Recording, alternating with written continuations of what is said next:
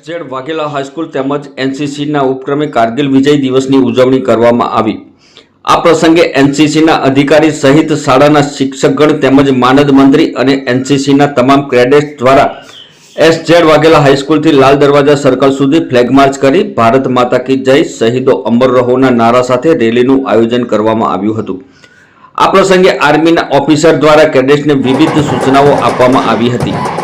શાળાના આચાર્ય શ્રી પંડ્યા સાહેબ શહીદોને યાદ કરતા પોતાના વક્તવ્ય દરમિયાન ભાવુક બન્યા હતા તેમજ માતૃભૂમિ માટે શહીદ થનાર દરેક વીરોને સદસદ નમન સાથે શ્રદ્ધાંજલિ અર્પણ કરી હતી।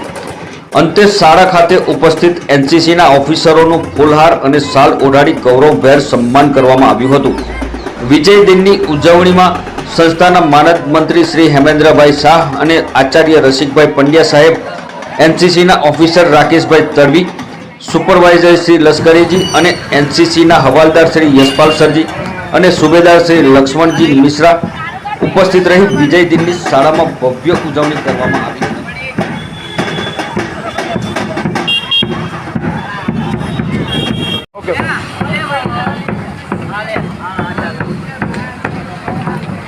વાઘેલા એનસીસી વિદ્યાર્થીઓએ વિજય કારગિલ દિવસની રેલી ઉજવેલી છે।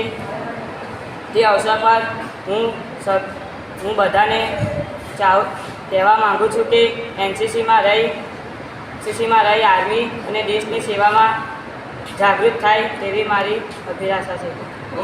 उजवनी होती है, आप प्रजा को क्या संदेश देना चाहते हैं? देश की जनता, देश के युवाओं को मैं यही बोलना चाहूँगा कि अपने आगे के भविष्य के लिए देश के साथ में चलें और देश की रक्षा और देश की को आगे बढ़ाने के लिए हमेशा कार्रवाई कदम बढ़ाते रहें। यही मेरी सबसे उम्मीद है। जय हिंद।